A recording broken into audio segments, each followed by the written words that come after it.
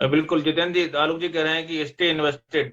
अब सवाल है कि स्टे इन्वेस्टेड है तो फिर क्या किसी भी शेयर में घुस जाएं, किसी भी चीज में घुस जाएं, कुछ भी निवेश कर लें? क्योंकि अगर आपको, आपने कहा कि स्टे इन्वेस्टेड मतलब कोई भी खरीद ले, कहीं भी खरीद लीजिए, फिर तो कोई सवाल नहीं उठना चाहिए कि हमने ये क्यों खरीदा, वो क्यों खरीदा। आप लंबे समय तक रुकेंगे, शेयर मार्केट का फंडा है कि लंबे समय तक रुकिए तो रिटर्न अच्छा मिलेगा। म्यूचुअल फंड भी यही कहते हैं। तो कुछ भी जगह आपकी जरूरत क्या है, फिर हम तो जाएंगे, कुछ भी खरीदा आपने, ठीक है साहब, 10 साल तक रुके रहेंगे, कोई दिक्कत नहीं, 10 साल तक खाएंगे दवाई। फायदा होना चाहिए। डॉक्टर साहब ने एक बिल्कुल सही बात कही है कि म्यूचुअल फंड और इक्विटी, डायरेक्ट इक्विटी जो है उनमें बहुत बड़ा फर्क है। क्योंकि इक्विटी, अगर हम किसी इक्विटी शेयर में डायरेक्ट इन्वेस्ट कर रहे हैं, हम तो हम उस कंपनी के रिस्क के साथ एसोसिएट हो रहे हैं, उसके प्रमोटर्स के साथ एसोसिएट हो रहे हैं, उसके प्रोडक्ट के साथ एसोसिएट हो रहे हैं। वहां हमने डाइवर्सिफिकेशन नहीं किया है, तो उस कंपनी को रातों रात कुछ भी हो जाता है, या तो उसके प्रोडक्ट के साथ कोई प्रॉब्लम हो जाती है, या उसमें स्ट्राइक हो जाती है, या कोई पॉलिटिकल इश्यू हो जाता है, या फिर उसके प्रमोटर की डेथ हो जाती है, सेकंड जनरेशन उस बिजनेस को नहीं चला पाती है, या फैमिली डिस्प्यूट हो जाता है, या लेबर डिस्प्यूट हो जाता है, बहुत सारी चीजें हैं। या वो प्रोडक्ट, जैसे आज आज कैनन का कैमरा, अब जो कैमरा मोबाइल में कन्वर्ट हो गया, मोबाइल से अब हम वर्चुअल भी आने लग गए, थोड़े टाइम बाद में हो सकता है मोबाइल भी नहीं रहेगा। तो ये सब चीजें क्या, टेक्नोलॉजिकल अपग्रेडेशन है, तो कंपनियां चेंज हो गई। वो जो कंपनी कैमरे बनाती थी वो कंपनी अब मोबाइल नहीं बना रही है, और जो कंपनी अब मोबाइल बना रही है वो अब रोबोट नहीं बना रही है। तो बहुत सारे चेंजेस हैं, और वो चेंजेस अडॉप्ट करना हर कंपनी के लिए पॉसिबल नहीं है। तो हमको एक ऐसा डाइवर्सिफाइड पोर्टफोलियो देखना चाहिए कि जिस बास्केट में हमारा पोर्टफोलियो टाइम के हिसाब से चेंज होता रहे, और वो चेंज करने वाला रेगुलेटेड आदमी हो, और वो एक सिंगल आदमी नहीं हो जो चेंज कर रहा है, उस पोर्टफोलियो को मैनेज कर रहा है। वो एक इकलौता आदमी नहीं हो कि जिसमें वो बायस्ड हो जाए किसी कंपनी के लिए या अपने डिसीजन के लिए। तो ये एक टीम वर्क है, और ये टीम वर्क कहां से स्टार्ट होता है? सेंट्रल गवर्नमेंट से लेके सेबी, सेबी के बाद एमपी, एमपी के बाद AMC, asset management company, asset management company की रिसर्च टीम होती है, रिसर्च टीम के बाद फंड मैनेजमेंट टीम होती है, और उसके नीचे है आपका, अगर एडवाइजर के थ्रू काम कर रहे हो आप, डिस्ट्रीब्यूटर के थ्रू काम कर रहे हो आ रही है, तो उसकी भी एक पूरी रिसर्च होती है एडवाइजर डिस्ट्रीब्यूटर की। तो वो एक उसको फिल्टर करता है, इन सब चीजों को फिल्टर करके वो आपको एडवाइज कर रहा है। और एक उसके बाद आप खुद हो जो इन्वेस्टर है, वो है। तो इतनी बड़ी चेन में फिल्टर होकर के हम कोई किसी चीज में इन्वेस्ट कर रहे हैं, अगर आपने सही तरीके से किया है तो वहां लॉस की संभावना काफी कम हो जाती है। दूसरी तरफ इक्विटी, इक्विटी में तो क्या है, मेरे पड़ोसी ने फोन करके मेरे को बोल दिया। मैं अभी इक्विटी पे नहीं जा रहा, इक्विटी पे आएंगे हम। जितेंद्र जी, मैं तो ये पूछ रहा हूँ कि आप, बहुत सारी आपकी म्यूचुअल फंड की स्कीम्स हैं, बहुत सारे म्यूचुअल फंड हैं, तो हमें आपकी जरूरत क्यों होना चाहिए? क्योंकि अगर हम आपके पास आएंगे तो आप कहेंगे कि हमारा भी खर्चा दो। हम तो सीधे जाएंगे म्यूचुअल फंड की वेबसाइट पे और उसका ऑनलाइन खरीद लेंगे। अब हमने जो है ना, आपने कहा कि स्टे इन्वेस्टेड, और दूसरी बात जो सामान्यतः कही जाती है कि जैसा कि शुरू में ही प्रोफेसर सौरभ अग्रवाल ने कहा कि आपको कई जगह निवेश करना चाहिए। तो दो प्रिंसिपल मान लीजिए, दो प्रिंसिपल मान लेना है। सुन तो लीजिए सर, दो प्रिंसिपल मान लीजिए कि बहुत सारी एक ही बास्केट में सारे अंडा ना रखें, और एक दूसरी बात की लंबे समय तक रखें तो बच्चे देंगे वो। ठीक है, यही है ना पूरी बात? पूरी बात यही है। ये बात मान लेते हैं, फिर आपकी जरूरत कहाँ है? हम तो बस इतना प्रिंसिपल मान कहीं भी निवेश कर लेंगे, म्यूचुअल फंड की वेबसाइट पर जाएंगे, 2 4 10 12 सिलेक्ट करेंगे, निवेश कर दिया। आपकी भूमिका उसमें क्यों जरूरत पड़ रही है? मैं आपकी, कम से कम हमारा, अगर मैं सही समझ रहा हूँ, एक्सपेंस रेशियो, तो खर्चा बचेगा हमारा, क्या नहीं बचेगा? नहीं, आप बिल्कुल सही बोल रहे हैं कि एक जो भी बीच में एजेंसी आती है उसका एक्सपेंस रेशो बचता है। तो हमको, इन्वेस्टर को ये देखना है कि अगर वो डिस्ट्रीब्यूटर के थ्रू, एडवाइजर के थ्रू इन्वेस्ट कर रहा है और उसका कोई एक्सपेंस हो रहा है उसके थ्रू, तो वो डिस्ट्रीब्यूटर एडवाइजर उसको जो अल्फा क्रिएट करके दे रहा है, जो एक्स्ट्रा उसकी इनकम में इंक्रीज कर रहा है या नहीं कर रहा है, वो खुद कर लेता। तो उसकी, से फॉर एग्जाम्पल, अगर उसको पोर्टफोलियो पे 14% का रिटर्न आ रहा है और वो 1% का डिस्ट्रीब्यूटर एक्सपेंस कर रहा है, तो वो 13% का उसका रिटर्न आ रहा है। अगर डिस्ट्रीब्यूटर के थ्रू नहीं करता, वो डायरेक्टली करता और उसको 8% या 9% या 10 या 11% का भी रिटर्न आता, तो वो इनडायरेक्टली 3% का नुकसान करेगा अगर डिस्ट्रीब्यूटर के थ्रू नहीं करेगा। तो इतना नॉलेज और आप कह रहे हो कि स्टे इन्वेस्टेड का मतलब ये नहीं होता है कि आपने एक स्कीम में पैसा लगा दिया और 20 साल तक भूल गए आप कि उसी स्कीम में आपका पैसा पड़ा रहा। क्योंकि वहां पे मार्केट की वॉलेटिलिटी है, सेक्टरल चेंजेज है, पोर्टफोलियो चेंजेज है, कौन फंड मैनेजर अच्छा कर रहा है। अभी हमारी जैसे पीजेआईएम एएमसी के आलोक जी बैठे हुए हैं, इनकी एएमसी को आए हुए बहुत ज्यादा टाइम नहीं हुआ है इंडिया में, बट मैं डायरेक्टली तो नहीं कह पाऊंगा, लेकिन कुछ ऐसी स्कीम्स हैं, ऐसे फंड्स हैं जिन फंड्स ने बहुत ज्यादा आउटबीट किया है सेम कैटेगरी के फंड्स को। मतलब मिड कैप कैटेगरी का फंड लो या लार्ज कैप कैटेगरी का, सेम कैटेगरी के फंड में अगर हम इन्वेस्टेड है 10 साल से, तो वहां पे आपको कंपाउंडेड 8 to 10% रिटर्न्स के फर्क आएंगे एक स्कीम से दूसरी स्कीम के बीच में। तो वो स्कीम सिलेक्शन कर पाना अगर इन्वेस्टर के बस की बात है, उसमें इतना नॉलेज है कि वो time to time schemes change कर सके और बेस्ट स्कीम सेलेक्ट कर सके, तो उसका तो कोई मतलब वो तो फिर दोनों हैंड से ही सेव कर सकता है।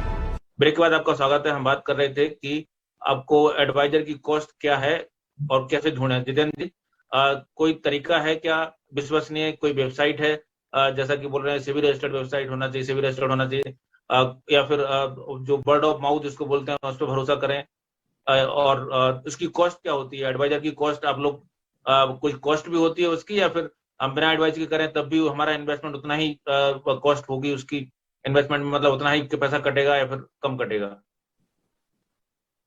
एडवाइजर ढूंढना एक बहुत बड़ा टास्क है कि किसी आदमी के ऊपर भरोसा करना, क्योंकि आप अपनी पूरी वेल्थ को, एसेट को उसके साथ लगा रहे हो, उसके भरोसे पे लगा रहे हो, तो एक बहुत बड़ा काम है, ये कोई आसान काम नहीं है। फैमिली डॉक्टर से भी बड़ा काम है, क्योंकि फैमिली डॉक्टर को तो हम हमारी छोटी मोटी बीमारियों के लिए कंसल्ट करते हैं, बड़ी बीमारी के लिए तो हम बड़े हॉस्पिटल में जाकर के फिर वहां इलाज कराते हैं। बट जो हमारा वेल्थ एडवाइजर है वो उसको हम सब कुछ सौंप देते हैं, हमारी पूरी एसेट सौंप देते हैं, और वो उसका डिवीजन करता है और उसको हमारे लिए, हमारे फ्यूचर के लिए, हमारी जनरेशन के लिए इन्वेस्ट करवाता है, हमारे सारे गोल पूरे करवाता है।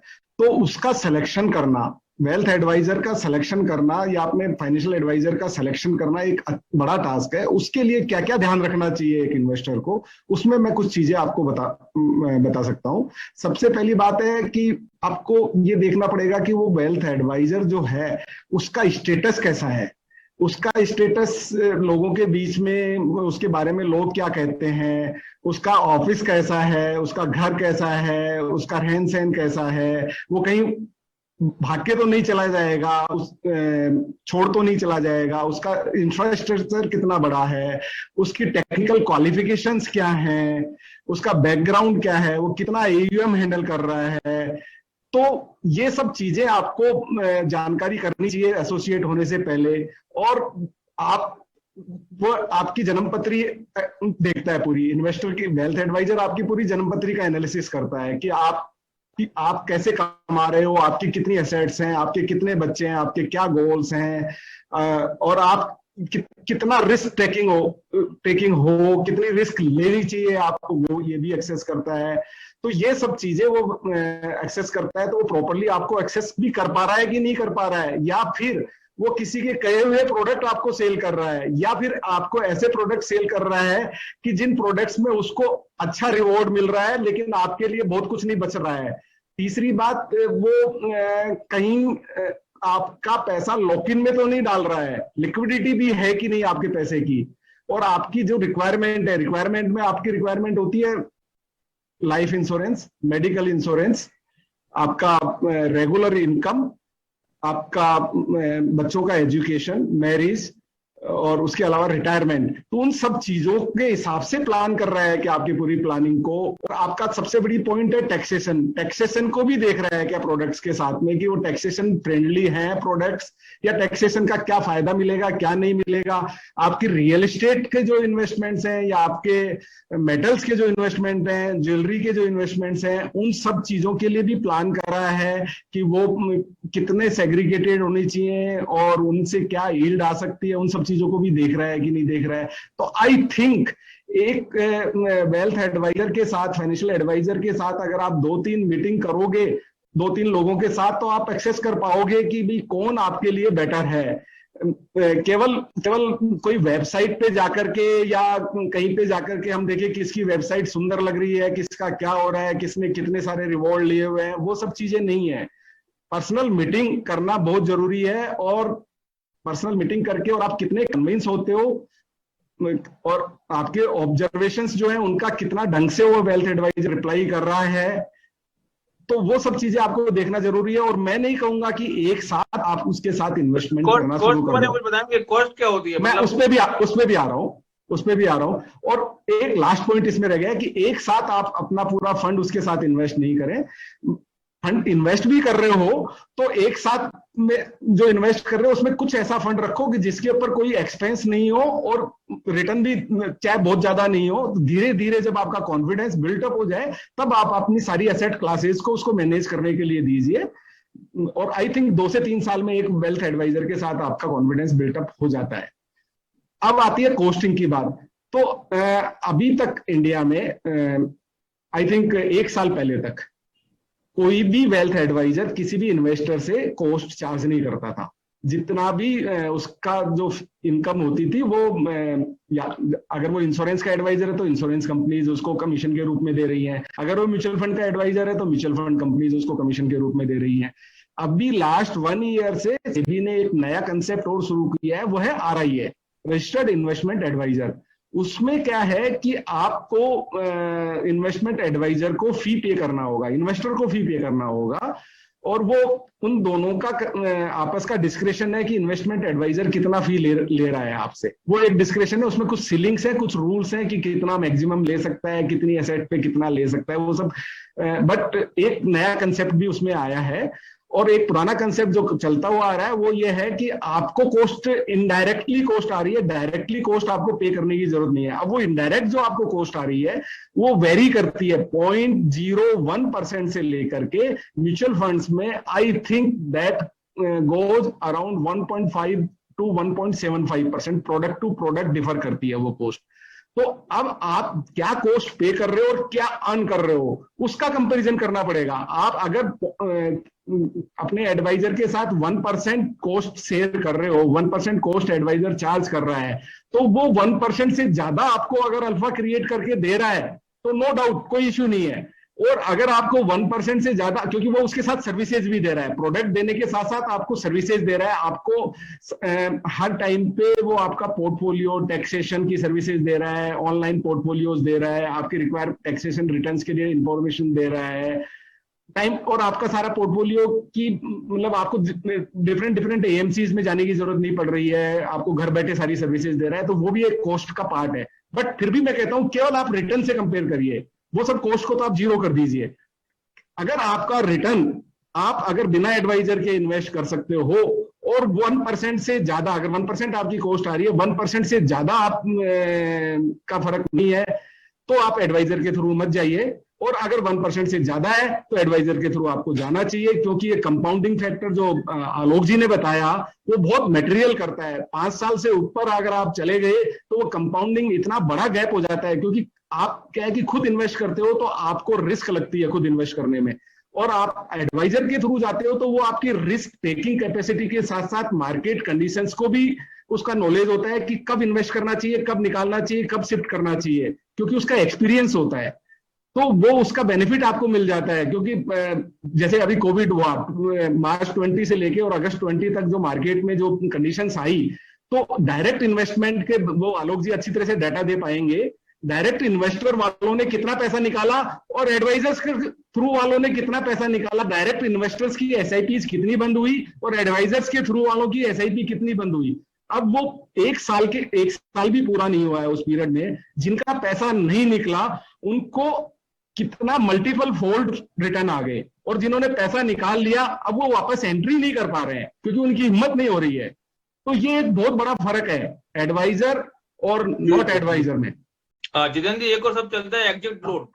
एक क्या चिंता की, एक क्या मतलब निवेशकों के लिए ध्यान रखने की बात है, कितनी चिंता की बात है, एग्जिट लोड कितना बड़ा होता है? हाँ, exit load actually normally equity funds में 1 साल के पहले अगर कोई निकलता है इन्वेस्टर तो उसका 1% एग्जिट लोड होता है, और वो एग्जिट लोड जो होता है वो उसकी जितनी फंड की वैल्यू होती है उसमें वापस से जाके जुड़ जाता है। तो जो एग्जिस्टिंग इन्वेस्टर्स हैं उनकी वैल्यू बढ़ जाती है, उनकी NAV बढ़ जाती है उससे।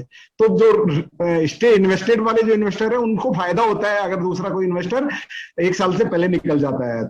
तो एग्जिट लोड को नॉर्मली अवॉइड करना चाहिए जब तक कि सिचुएशन बहुत ज्यादा वर्स्ट नहीं हो या बहुत ज्यादा नीड नहीं हो पैसे की, क्योंकि एक एग्जिट लोड लगता है, दूसरा टैक्सेशन और होता है। Short term capital gain 15% taxation होता है इक्विटी फंड्स में, और long term capital gain 1 lakh तक एग्जेम्प्ट है और 1 लाख के बाद 10% टैक्स होता है।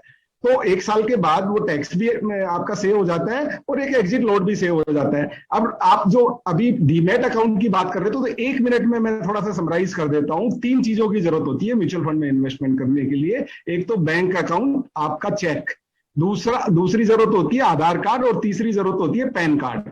बस इसके कर सकता है। आजकल ऑनलाइन टर्मिनल्स हैं, उनके थ्रू भी इन्वेस्ट कर सकता है, और काफी सारे रोबो एडवाइजर्स भी हैं, उनके थ्रू भी इन्वेस्ट कर सकता है।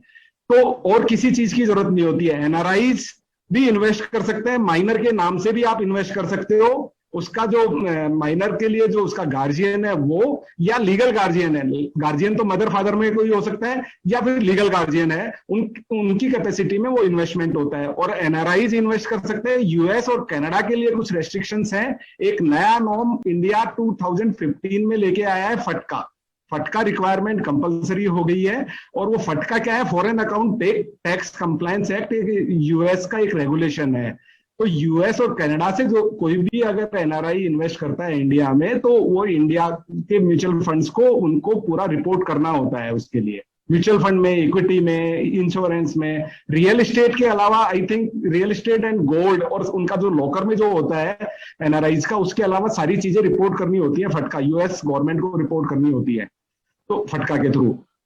तो एनआरआईज भी इन्वेस्ट कर सकते हैं, ट्रस्ट भी इन्वेस्ट कर सकता है, इंडिविजुअल्स इन्वेस्ट कर सकते हैं, कंपनीज इन्वेस्ट कर सकती हैं, पार्टनरशिप फर्म्स इन्वेस्ट कर सकती हैं। एनीबडी कैन इन्वेस्ट, उसमें कोई रेस्ट्रिक्शंस नहीं है। केवाईसी, फटका, ये 2 रिक्वायरमेंट होती है इन्वेस्ट करने के लिए।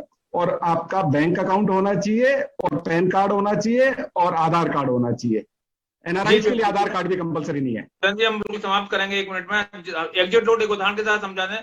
मुझे लगता है एग्जिट लोड, जहां तक मैं समझ रहा था कि एग्जिट लोड तो इन्वेस्टर के लिए नुकसानदेह चीज है, और उसको आपको म्यूचुअल फंड की कॉस्ट बढ़ती, मतलब आपकी लागत बढ़ती है निवेश की। मैं थोड़ा समझा, उदाहरण देकर समझाएं थोड़ा। मैं दोबारा समझा देता हूं आपको। से फॉर एग्जांपल, किसी एसेट मैनेजमेंट कंपनी के एक स्कीम में 115 करोड़ का ईयूएम है, और उस 115 करोड़ के ईयूएम में 15 करोड़ रुपए ऐसे हैं कि जो इन्वेस्टर को 1 साल नहीं हुआ, और उस 15 करोड़ में 1 करोड़ का इन्वेस्टर निकल गया।